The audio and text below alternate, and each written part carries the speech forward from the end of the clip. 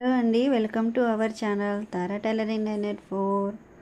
ఈ బ్లౌజ్కి సంబంధించిన ప్రతి వీడియో అయితే ఈ షార్ట్లోనే పెడుతున్నాను చూడండి ఫ్రెండ్స్.